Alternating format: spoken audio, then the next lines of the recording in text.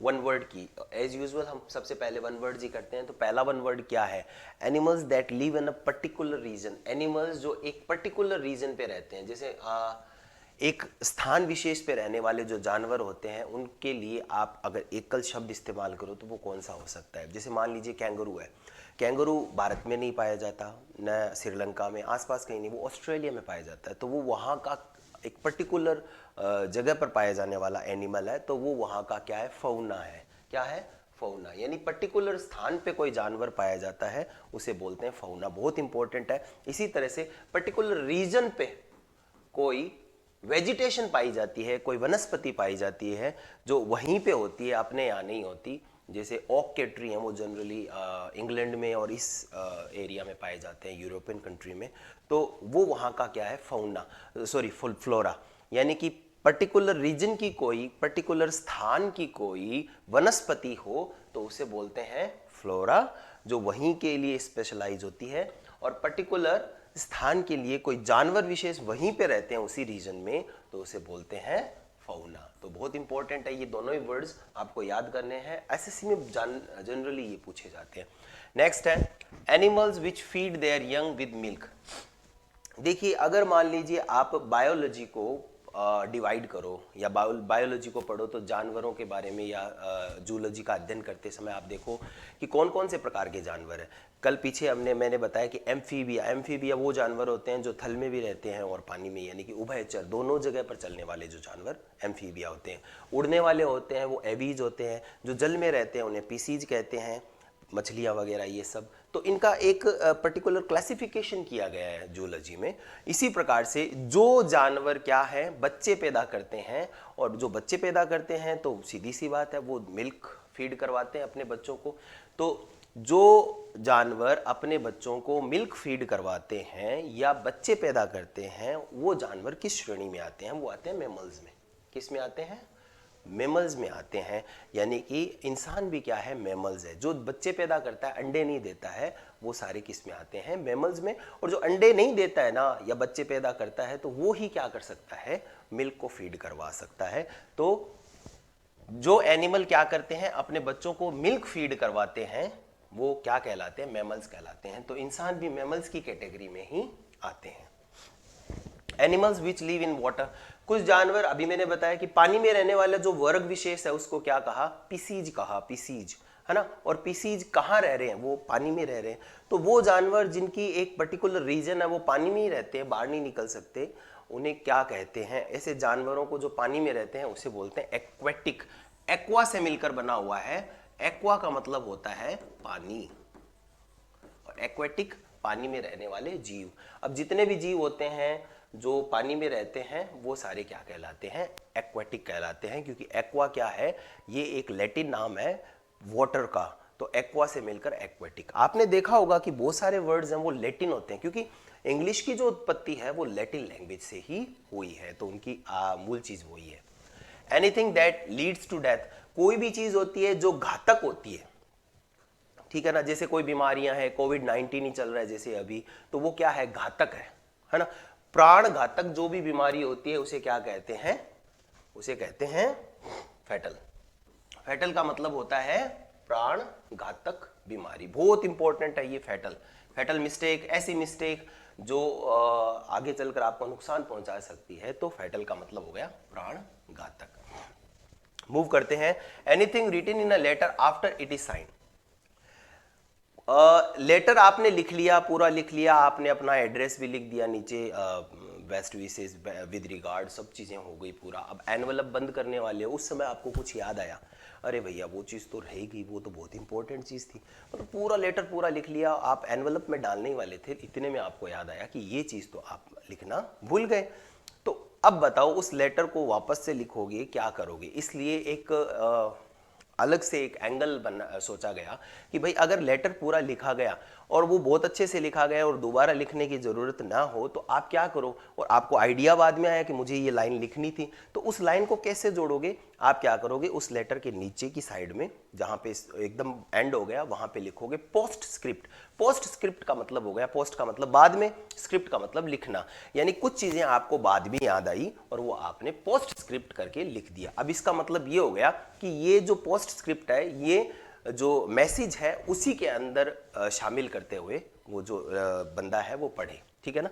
तो आप क्या कर सकते हो, पोस्ट स्क्रिप्ट जो होती है वो लेटर पूर्ण हो गया, उसके बाद में आपको वापस से लिखने की जरूरत नहीं है, आप नीचे नीचे जहां पे वो एंड होता है वहां पे आप लिखिए post script, and after that आप उसमें वो चीजें जो आपको लिखनी है, आप भूल गए थे, अटैच कर सकते हो। तो साइन करते हैं, यानी कोई भी चीज होती है साइन लास्ट में होते हैं ना, तो साइन भी हो गया, लेटर आप एनवलप में डालने वाले हो, पूरा फिनिश हो गया, उसके बाद में भी क्या लिखा जा सकता है, और लिखा जाता है तो उसे क्या कहते हैं, उसे कहते हैं पोस्ट स्क्रिप्ट।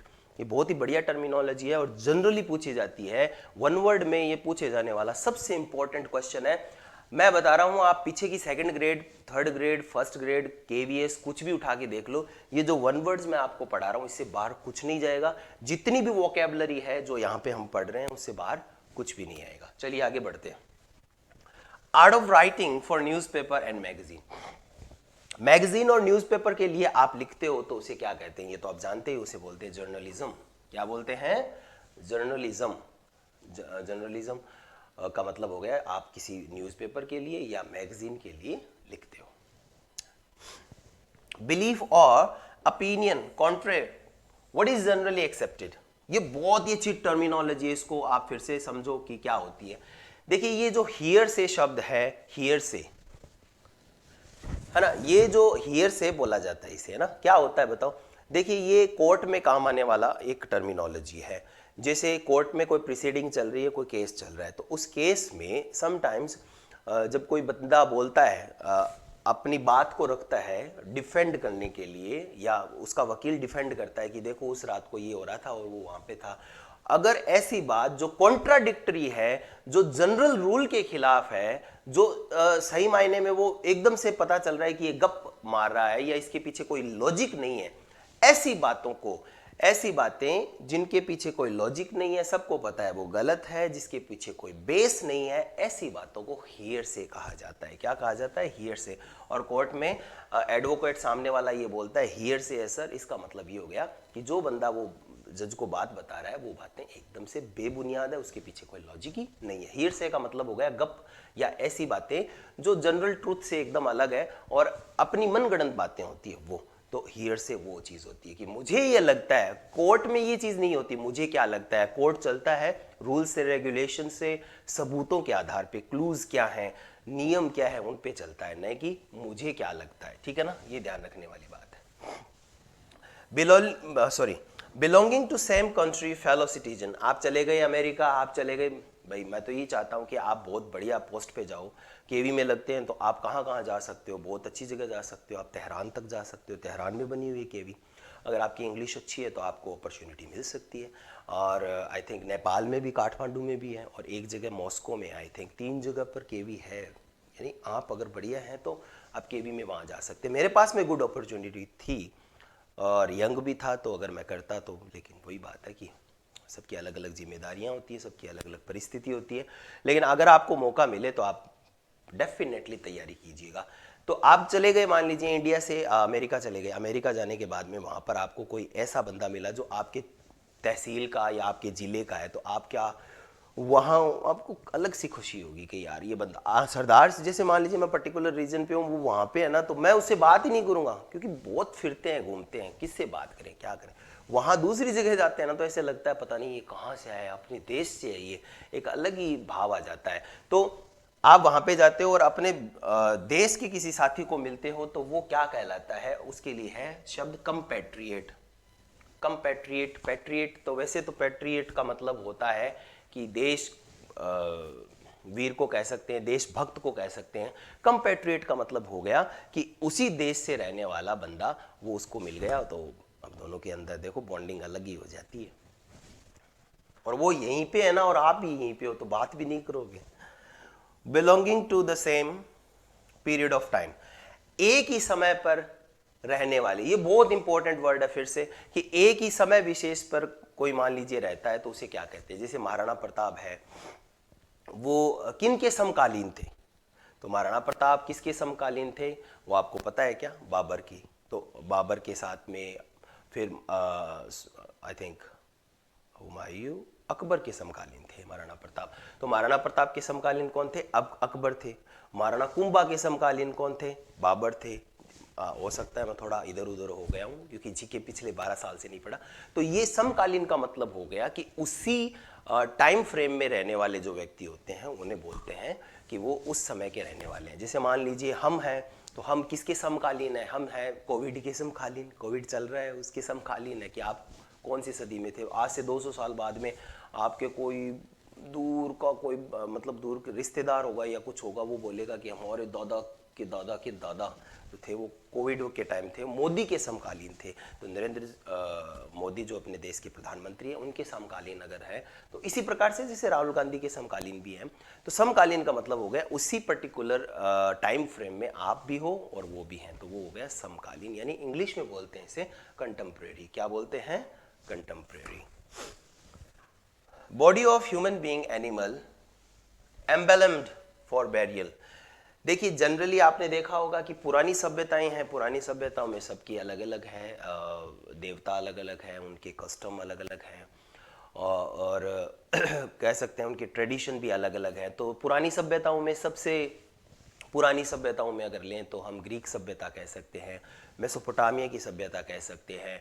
उसके बाद में हम अगर और जाएं तो मिस्र की सभ्यता ले सकते हैं। तो मिस्र की सभ्यता भी अपने आप में यूनिक थी। वो क्या करते थे, जब कोई व्यक्ति मरता, कोई राजा या जिसे राजा को फेरो बोला जाता था, कोई फेरो मरता तो उसको क्या किया जाता, उसको पट्टी से लपेटा जाता, वाइट कलर की पट्टी से, और उसके साथ में सोने चांदी। उस माना जाता था कि आफ्टर लाइफ, ये इस लाइफ के बाद में भी एक लाइफ होती है, वहाँ इनकी ज़रूरत पड़ेगी, सोने चांदी की बर्तन, ये सारी चीज़ें उसकी जो कब्र थी उसके अंदर ही डाला जाते थे सारी चीज़ें, ठीक है ना। तो ये मान्यताएं तो होती है जो हमें आगे तक लेके जाती है, तो ये उनकी मान्यताएं थी। तो बॉडी ऑफ ह्यूमन, तो एनिमल एम्बेलम बैरियल, बैरियल मतलब दफनाते समय, ये बैरियल शब्द है, फोनेटिक पूछे तो ब्यूरियल नहीं है, बैरियल है। और BURY बैरी होता है, ब्यूरी नहीं होता। बैरी का मतलब दफनाना। तो आपने पता है कि वो राजा थे, वो मर गए तो उसके बाद में उनको लपेट कर और उनको दफनाया जाता और सोने चांदी जो भी चीज़ें आफ्टर लाइफ में चाहिए होते वो भी साथ में रखते। तो उसे क्या कहते हैं? उसे बोलते हैं मम्मी। अब ये जो वर्ड है ये अपनी जो मम्मी होती है उनसे भी मैच करता है। देखो कितनी फनी चीज है कि डैडी या डैड, ये तो ऐसे लिख रहे हैं, लेकिन वैसे देखें तो ये भी डैड है। इसका मतलब मृत, यानी पिता के लिए भी डैड, और मम्मी मृत। मतलब दोनों ही जो फनी शब्द है, इंग्लिश के फनी शब्द हैं कि दोनों का मतलब ही मृत है, लेकिन हम यूज़ करते हैं आजकल के समय। ये निहायत ही बेवकूफ़ी है इनको यूज़ करना, लेकिन क्या करें, ये चलन में आ चुका है।